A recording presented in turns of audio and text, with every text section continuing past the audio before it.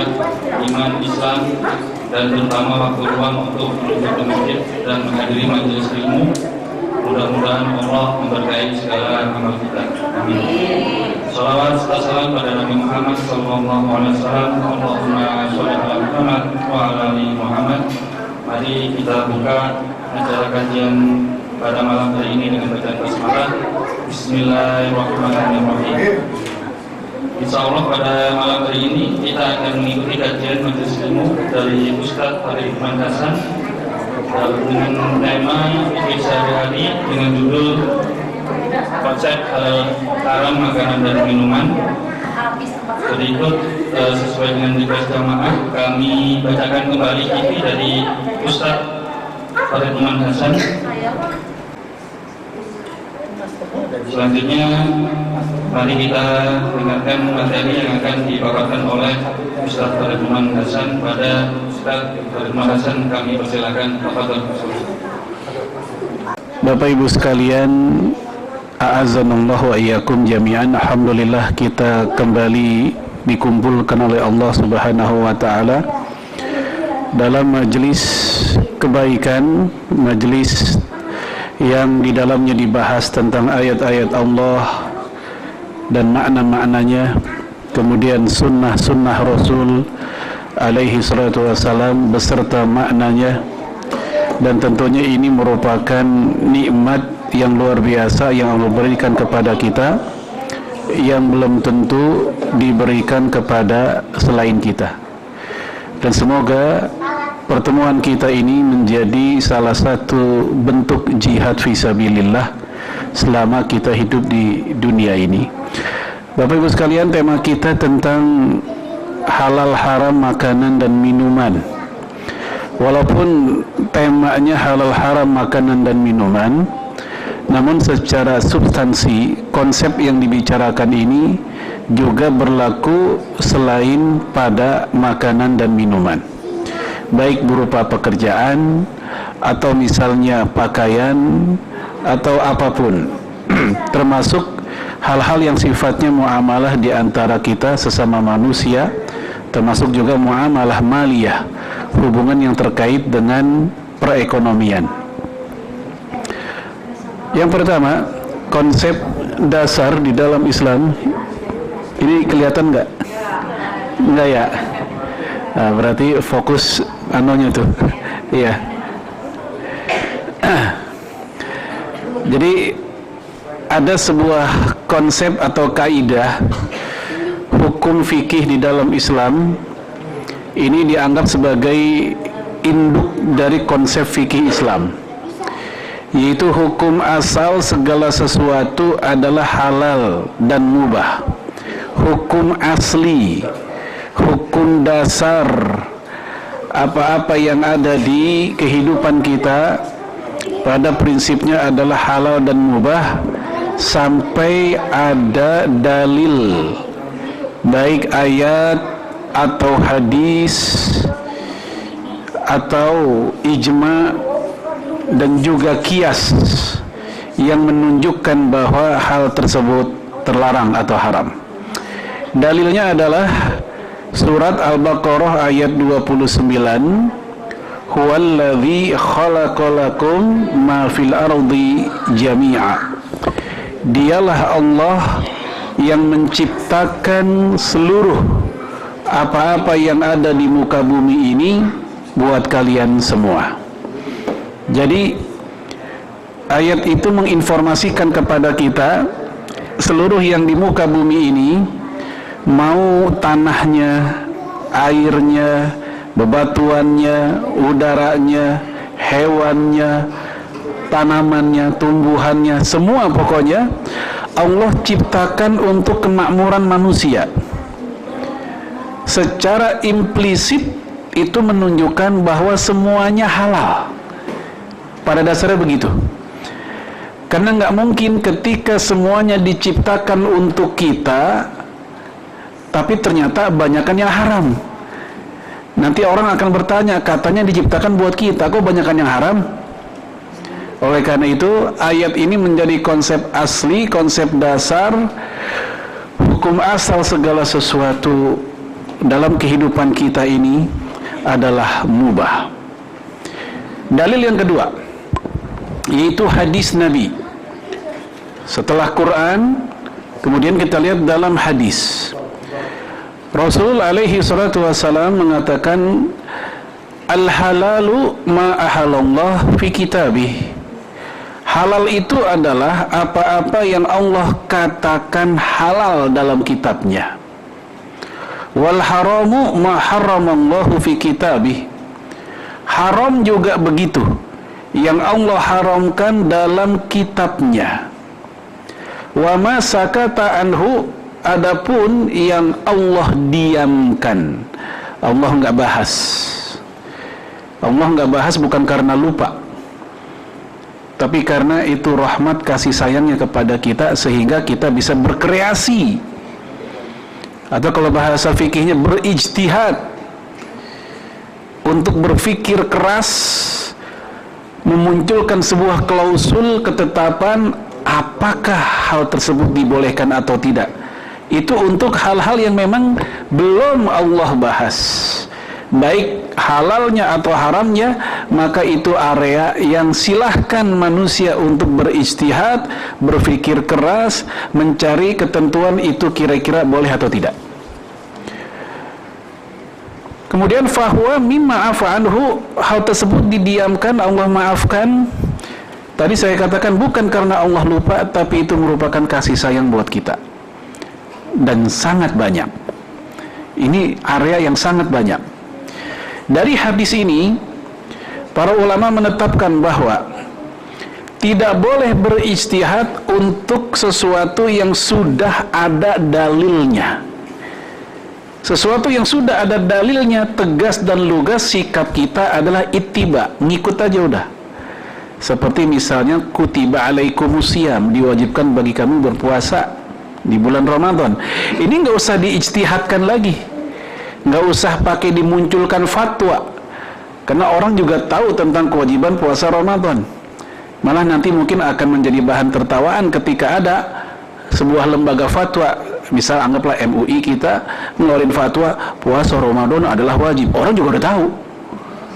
Ya, kenapa? Untuk hal-hal yang sifatnya pasti, jelas, lugas, itu bukan area ijtihad, karena udah jelas. Keharaman minuman keras nggak usah lagi difatwakan, kecuali ada sesuatu yang baru, produk minuman baru yang ditenarai mengandung alkohol, barulah diteliti ulang. Tapi untuk khamr secara value, secara nilai dia haram sudah diketahui, sehingga nggak butuh ijtihad baru. Namun untuk sesuatu yang memang belum Allah bahas secara khusus, Nabi pun belum membahas secara khusus, bahkan memang ini benar-benar hal baru, silahkan para ulama di zaman itu berijtihad, itu kategori boleh atau tidak. Contohnya adalah di kehidupan kita saat ini, seperti menggunakan jasa GoPay, GoSend. Pernah dengar ada yang bilang haram? Pernah dengar pula ada yang bilang boleh? Nah, itu contoh untuk sesuatu yang belum ada nas atau dalil secara khusus, di mana manusia diberikan pintu oleh Allah Subhanahu wa taala untuk berijtihad karena dia masuk kategori yang Allah maafkan, silakan. Akhirnya muncullah pendapat dengan satu perspektif, bagi saya ini nggak boleh, ini mengandung riba.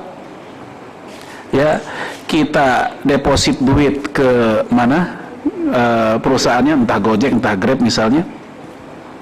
Kemudian saban kita menggunakan jasa mereka tentu akan dipotong, dikurangi. Tapi karena kita setia menggunakan mereka, mereka memberikan cashback, kan gitu. Nah, cashback itu ada yang memandang, oh ini riba. Kenapa? Karena ini merupakan ziyadah tambahan dari utang piutang. Karena dianggap perusahaan tersebut ngutang sama kita di saat kita nanam duit, anggaplah 100.000. Nah, begitu berkurang dia bayar, ya, dia memberikan tambahannya, maka tambahan itu dianggap riba, kata pihak yang mengharamkan. Kata pihak yang mengatakan itu bukan riba. Kenapa? Karena akad kita sebagai pengguna jasa dengan perusahaan tersebut itu bukan akad utang piutang, tapi akad jual beli jasa, jasa transportasi. Kita menggunakan jasa mereka memindahkan kita ke sebuah tempat yang kita inginkan, jual beli jasa. Adapun uang kita yang kita taruh di situ, itu bukan mereka ngutang sama kita, nggak mungkin perusahaan besar ngutang sama kita yang seperti ini. Tapi itu merupakan ya wadiah, titipan. Yang namanya titipan, maka pemiliknya berhak untuk mengambilnya kapanpun, dan ketika tadi dipakai jasanya ya tinggal dikurangi aja.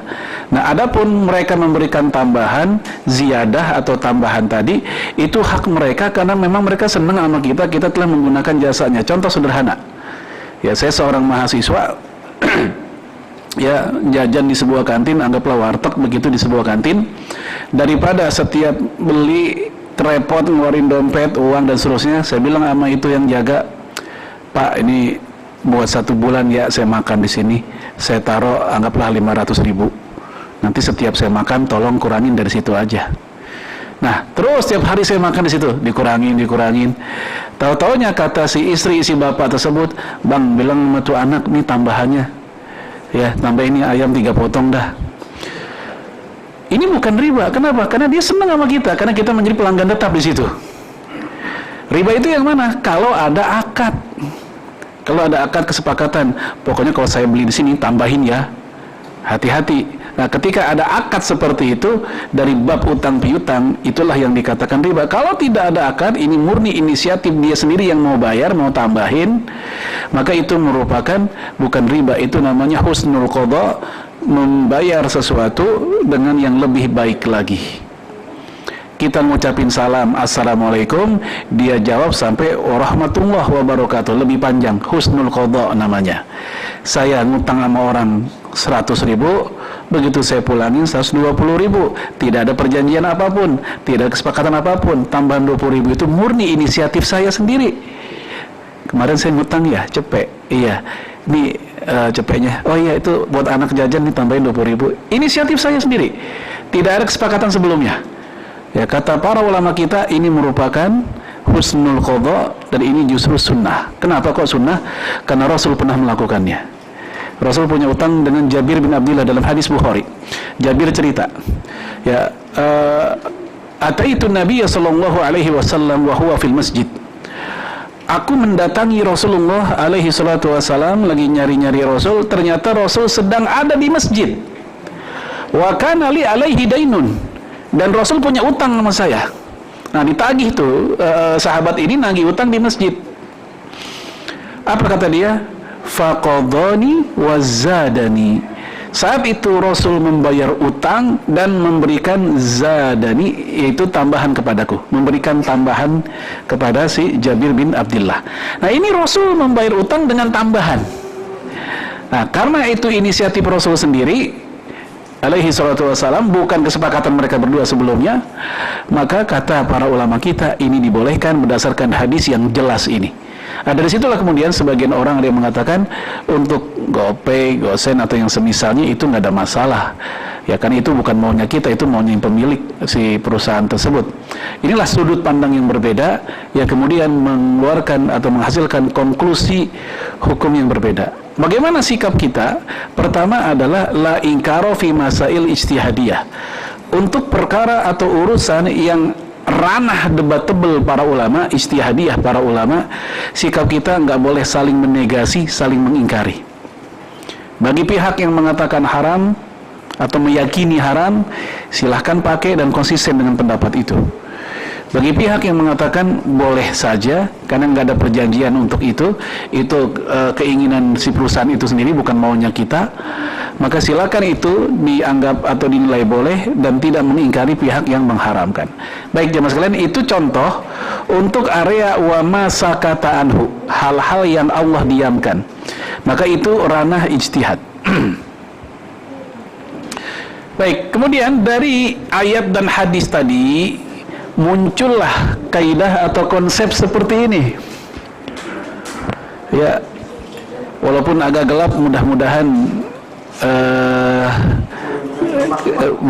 kelihatan juga. Ya, di situ dikatakan oleh Ibnu Taimiyah dalam Majmu' al-Fatawa, fama lam yubayyin tahrimahu falaysa bimuharram. Maka apa-apa yang belum dijelaskan keharamannya, maka memang itu bukan haram. Sekali lagi, apa-apa yang Allah belum katakan atau tidak dikatakan haram, Rasul tidak katakan haram, maka itu memang bukan haram. Wa ma laisa bimuharram, dan apa-apa yang dikatakan bukan haram itu fahuwa halal, maka itu adalah halal. Ini kaidah dari ayat dan hadis tadi. Yang kedua, mirip, ya agak mirip. Al-aslu fil asya al-ibahah. Hukum asli, al-aslu hukum asli, hukum dasar, hukum asal fil asya, dalam perkara apapun, konteksnya adalah kehidupan duniawi, ya. Al-ibahah, semuanya adalah mubah. Ibahah itu mubah, semuanya boleh. Hatta yadullad dalil ala adamil ibahah, sampai adanya dalil Quran ke, hadis ke, ijma atau qiyas yang menunjukkan ketiadaan kebolehannya. Contoh gini aja. Kenapa sih ya khamr itu haram? Ya karena ada ayatnya yang bilang haram. Karena ada hadis yang bilang haram. Berarti seandainya nggak ada ayat dan hadis yang bilang haram, boleh nggak kita bilang haram? Enggak, karena kembali ke hukum asal. Selama belum dijelaskan keharamannya, hukum asalnya adalah halal. Kenapa khamr haram? Karena ada ayatnya, innamal khamru wal maisiru wal ansabu wal azlamu rijsun min amali syaitan. Nanti kita lihat ayat itu ada. Ya, dalam hadis juga, kullu muskirin khamrun, setiap yang bikin mabok itu khamr.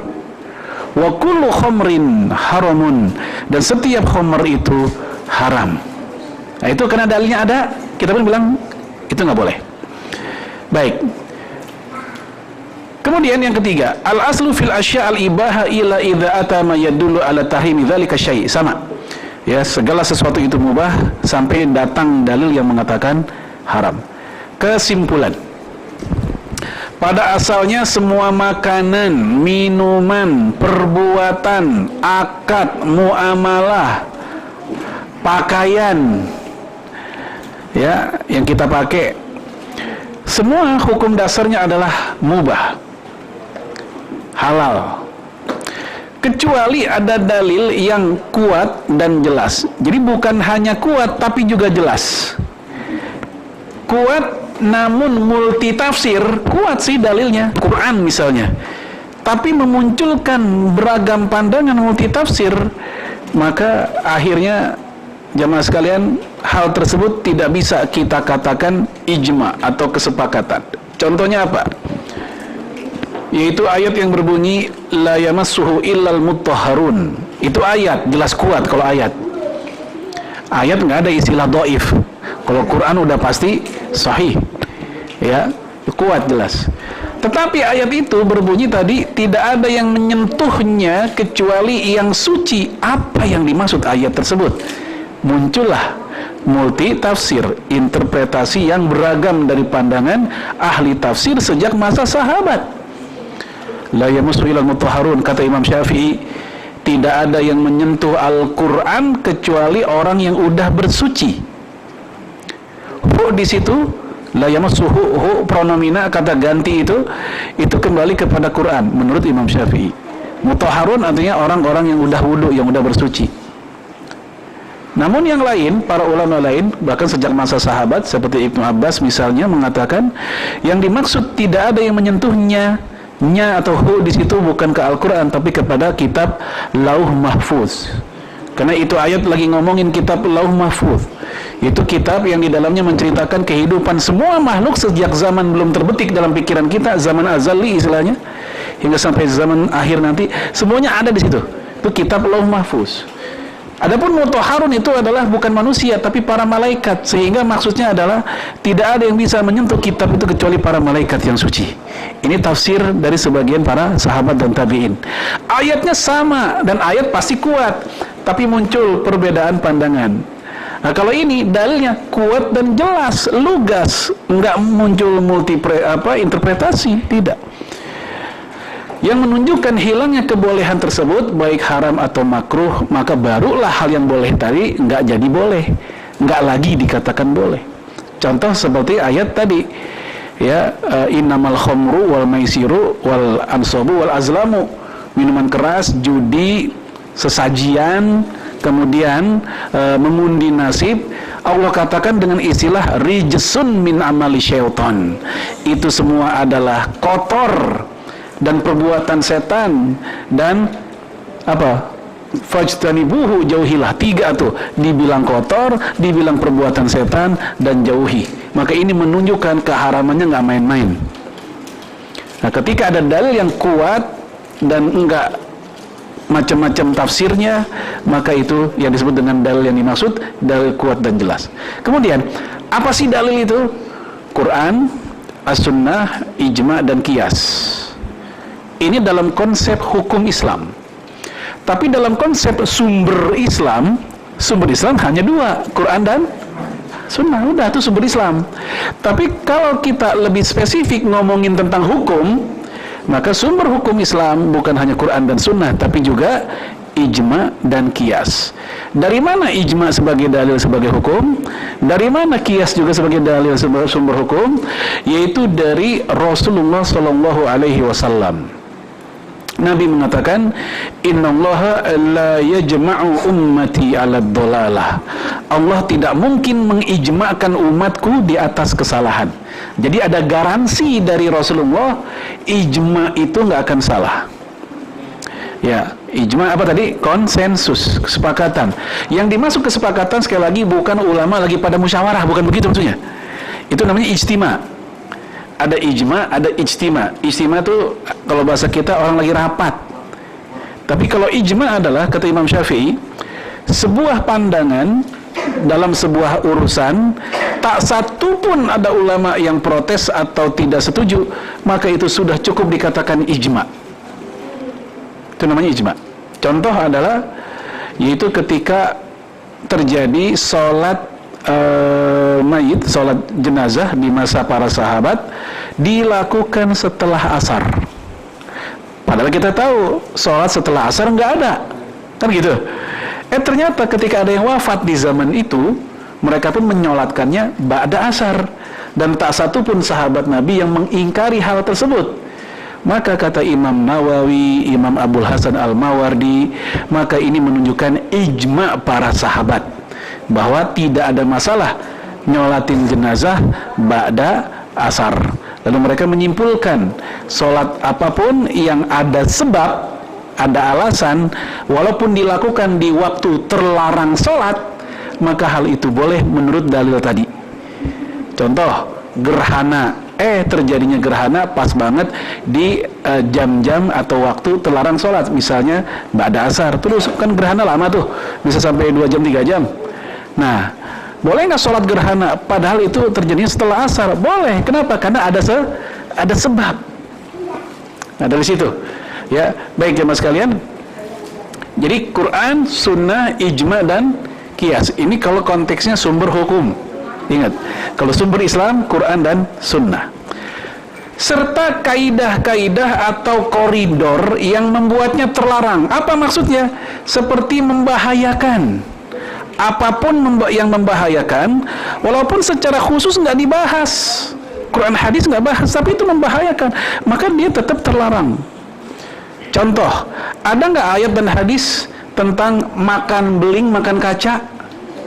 Nggak ada kan? Tapi membahayakan nggak?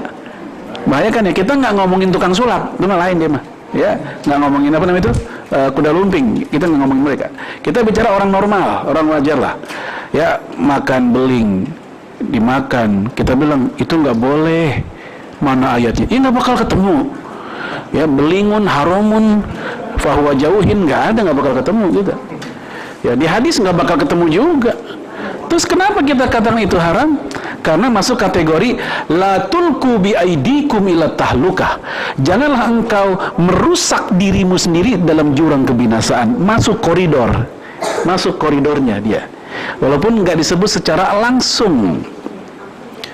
Baik, saya jadi teringat, mohon maaf sekali lagi, waktu masa-masa 2001-2002, masa-masa rame-ramenya goyang ngebor. Saya nggak sebut nama penyanyi, udah tau lah, ya kan?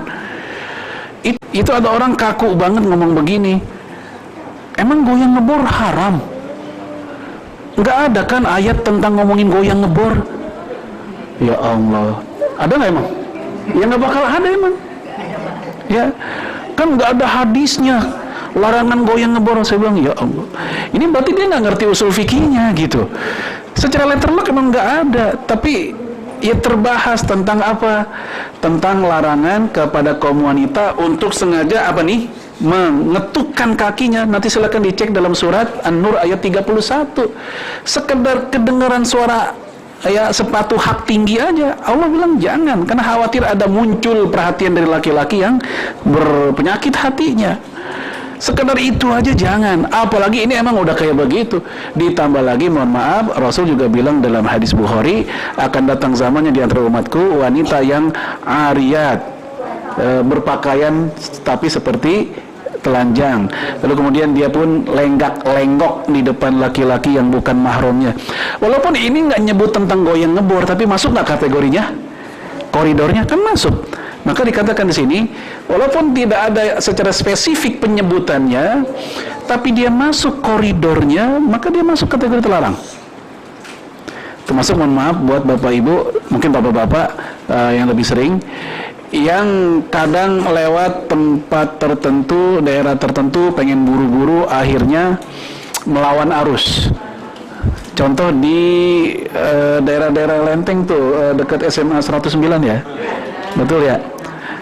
Pernah. Ya. Mohon maaf, kalau orang letterlock begini, emang ada ayatnya larangannya? Nggak bakal ada juga itu. Hadisnya emang nggak ada juga, tapi ada secara koridor tadi. Apa itu?